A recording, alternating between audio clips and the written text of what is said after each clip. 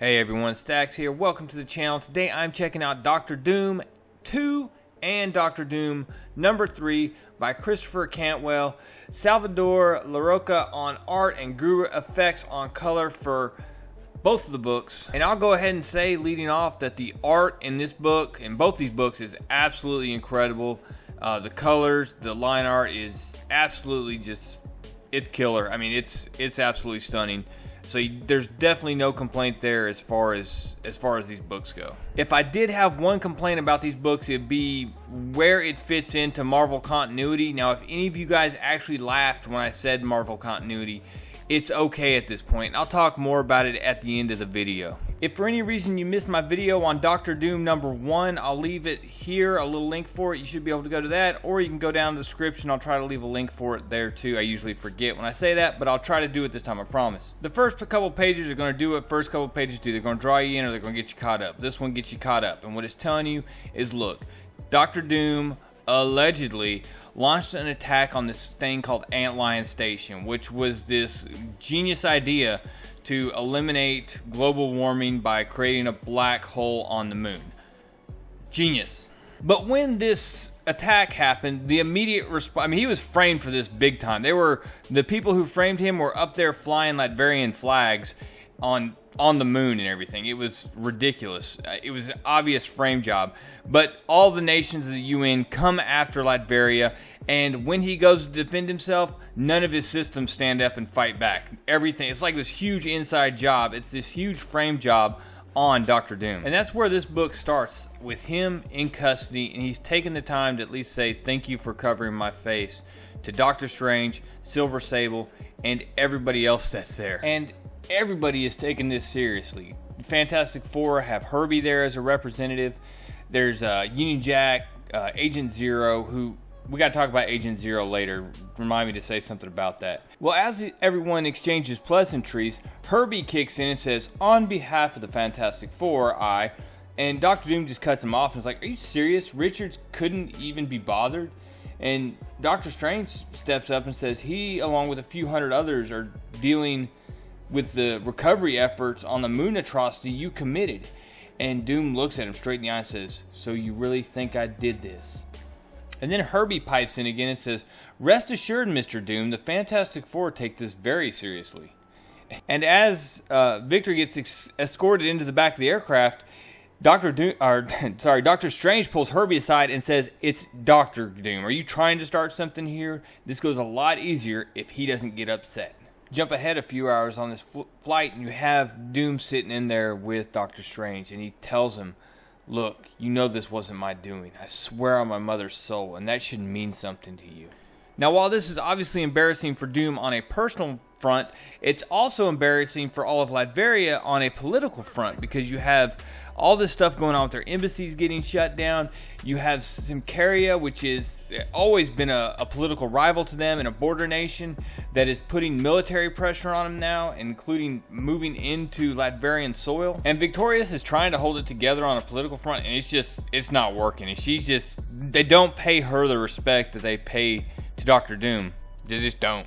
And it's at this point, left in the back of a Quinjet alone, that he starts just quoting Richard III, starts quoting Shakespeare, and just as he finishes the lines, just starts laughing aloud. And with that, out of nowhere, Kang appears, asking, what year is it? And Doom gives him the year, and he tells him, years from now, you're the magnanimous leader of an eternally peaceful Earth. It would be the most preferable Earth for me to conquer. And Doom looks up at him and says, free me. And Kang's like, what? If you want my future, get me out of here now. And with that, Kang lets off a discharge and blows the rear engine for the Quinjet. Hindsight being what it is, they kind of realized that they probably should have taken off his cuffs before they blew the engine. But while they're in a free fall, Kang manages to break the cuffs, gives Victor just enough time to cast a spell to break his fall, splashes down in the water, and he heads for dry land as quick as possible. In the meantime, Doctor Strange manages to cast a spell and ensure that the rest of the crew on the Quinjet touch down safely. And with all that going on, Doctor Doom manages to quickly kind of blend into New York and just disappear. But it's not too long. flashing all that magic around, that he attracts the attention of another sorcerer, and that, of course, is Morgan Le Fay. And she offers for him to come by so that they can catch up a little bit. From there, we jump to Blue Marble, who's teaching in a classroom, and he's talking about his hypothesis that the antlion wormhole and the way it was created may create a future problem with for lack of a better term, a white hole, where a bunch of energy could burst out at any point in the space-time continuum and create a bunch of problems. Anyways, he's sitting there talking. He says, does anybody have any questions? And Herbie happens to walk in the room and says, I do. Are you Blue Marble? And from the classroom, we jump to Queens, where Dr. Doom arrives at Morgan Le Fay's apartment. He gives her a big hug. She throws down some tacos for him. He chows down, gets a hot shower, gets some clean clothes on, and she's just, being a friend to him like somebody would if your buddy walked up and was having a hard day. She's just helping him out. And these two, they have a history. They've been involved. They've been romantically involved. And so they're very familiar with each other. So when the conversation starts, he, of course, says, I didn't do the things they say I did. And she's like, yeah, I figured. And Doom right now is in a bit of a funk. Spider-Man happens to swing by while Morgan Le Fay is putting on some music, and he points out that that's just another curse on a rather absurd one on his life. And finally, he loosens up a little bit. He starts talking, and he tells her, he opens up to her and says, look, I've glimpsed my future, and in it, I've saved the entire world, and, I'm not disfigured. I have healthy children. Doom talks about it like it's his future, but he refers to it as a different person, calls him, and I hate him. And Morgan in turn says, well, who is his wife? And Doom replies, it's some physicist named Frezina. And finally, Doom just says, look, can you divine this? Can you look into the future and see if it were true? And Morgan explains, look, my powers are greatly diminished here, but I'll try. And she does. She tries, but she's not able to fully see it. She says it's really fuzzy, but she senses a peace. But then she reaches through and says, look, I know a guy, and he may be able to help us. He's willful, but legitimate. And she pulls out this mask, as she says, he'll need to be strong-armed a bit, though. So it'll be helpful if you have one of these. And Victor is glad to have this. He's like, fine, it's fine. I could use some dignity. And she looks at him, lowers his garb that he has over his face, and tells him, oh, Victor, you don't realize it's this that makes you truly interesting. Anyways, the guy they're going to see is called the Witness. And what he does, he looks into your eyes and he can tell you how you will die. And that's what happens. When they show up, he says, wow, it's Doom for real.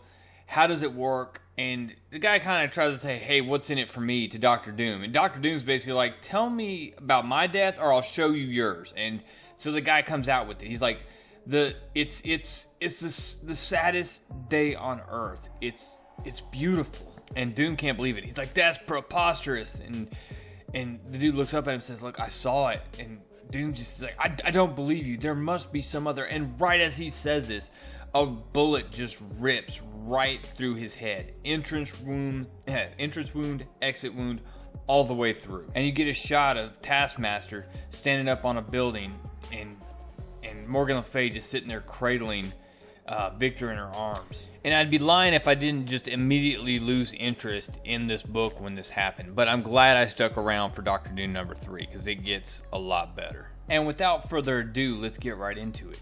The book starts with the future Doctor Doom, the one that Victor Von Doom from this time hates, the one without the scars. And he's up there basically explaining the system he's developed to where they can control the weather. It'll eliminate, droughts, therefore eliminating famine, and all these other issues that can, hurricanes, tornadoes, all this stuff can be controlled by the system he has developed. And he tells everyone, Doom is my name, but no longer my purpose. The control is yours. Remember that as you vote. But from there we jump to present time, where Doom is crawling out of a mountain of skulls, just clawing his way out. And as he does, he pulls himself up, looks out and says, hell then.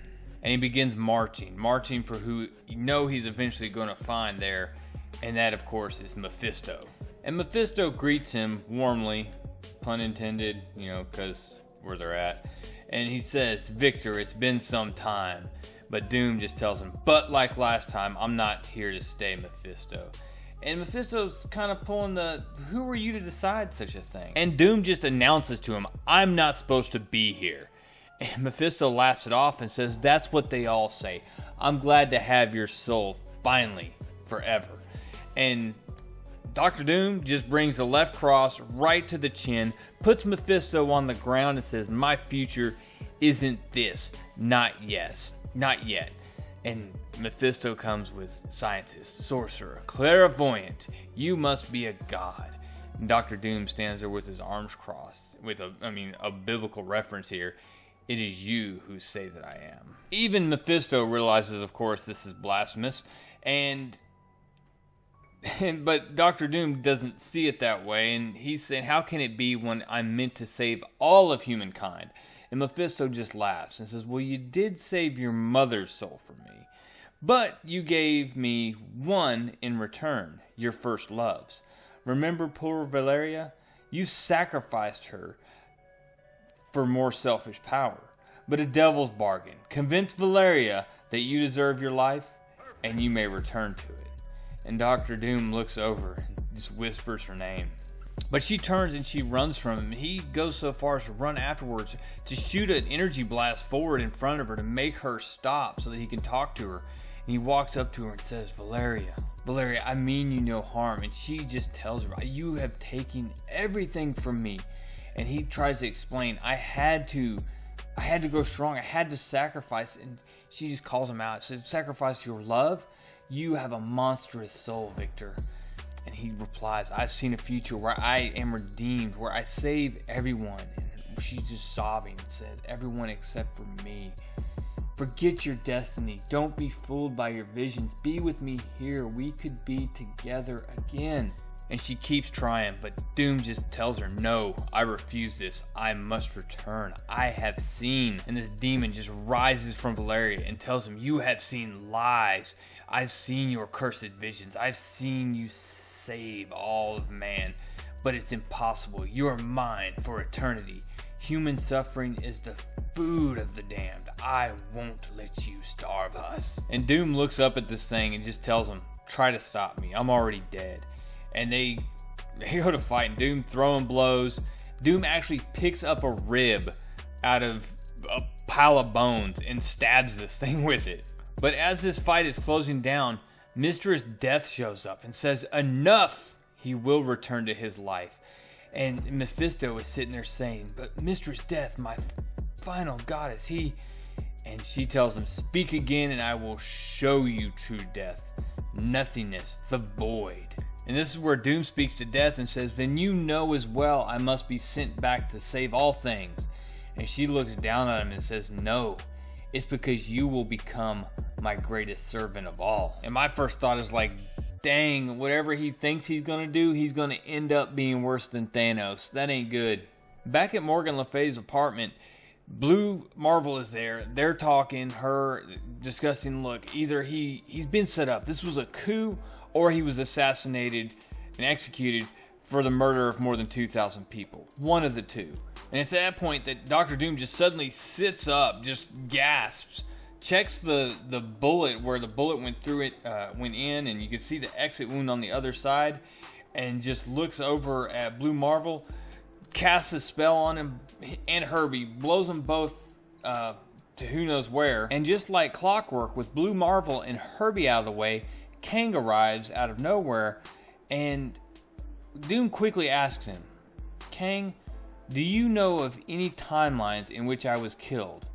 And at that point, Kang says, "I've seen you destroyed hundreds of times. Dozens were at my hand. But I do remember an agent named Taskmaster. He's hired by Advanced Idea Mechanics, AIM, and once he killed you, civilization completely collapsed within 13 years of your death." And with that, we have the conclusion of Doctor Doom number 3. So what would I say my biggest problem with this book is basically it's off in its own little world. It is like an Elseworld story because none of the continuity fits. Currently, Johnny Blaze is in charge of Hell. Mephisto has been imprisoned. Morgan Le Fay right now is in Otherworld. She is doing battle with Captain Britain and the folks from Excalibur. I'm pretty sure the last time I saw Doctor Strange, he was either a surgeon again or he was off in space, one of the two, but he wasn't here. And I can give it maybe that's the life model decoy of Silver Sable, because in Amazing Spider-Man right now, she is on her deathbed. Continuity is always a funny thing when you ignore it, but anyways, other than that, I mean, I really did enjoy the story. I enjoyed the first one, watching Doctor Doom get set up, watching this stuff go around him, and him as a leader having to say, the best thing I can do here is surrender. That was interesting. Then watching him go through the process of surrendering and now being this on the run. Now, like I said, I did say this during the video, when he took the bullet to the head at the end of number 2, like, I don't want to watch. I don't want to read this anymore. I'm done. I'm glad I picked up number 3 though, because I feel like it's still going in an interesting direction. But that did drain a lot of the my excitement for the book when that happened. The thing I said I needed to point out about Agent Zero is that he is going after Doctor Doom for $20,000. There's got to be some villain, some warrants out there that you can run down bounty hunter style and make more than $20,000 and not have to be messing around with Doctor Doom. Because if you can go do 4 other missions and make $5,000 a pop, you do that rather than going and working on the Doctor Doom job. You know what I mean? It's not the safest one, not the best bang for your buck. Overall, really good story, good art. I did think some of the stuff in issue 2 was cheesy, with him sitting on the couch talking to Morgan Le Fay about the Beatles and whatever else.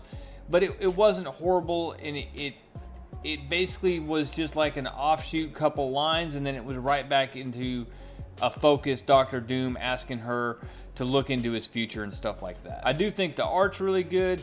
I'm interested with this.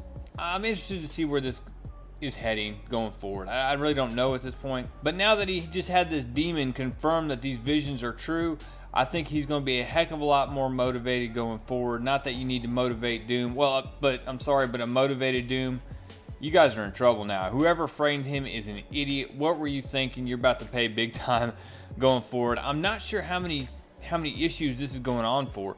I don't know if this is a 5-part or a 6-part. I heard somebody say it was an ongoing, but I don't know that for sure. I just flipped through my latest solicitations for Marvel, and I didn't see it in there, so I'm assuming it's a short run, but we'll wait and see. Anyways, guys, that's all I got for this evening. Make sure you hit that subscribe button if you haven't already. Leave a like and tell me your comments down below. What do you think about Doctor Doom number 3? Also, I wanted to ask a question. I've considered, especially near the end of the week where I don't have the time to do the editing on a video, going through an old school style, just me, a comic book, and me holding it and just reviewing it there in my hand. Y'all let me know what you think. I know typically, I heard a rule basically on YouTube is you don't ever go backwards. Once you get something to a certain quality, you don't ever go backwards. But it would help me to get another video out every week, at least a video. Let me know what you think in the comments below, guys. I appreciate you watching, and that's all I got. Real Comic Stacks, out.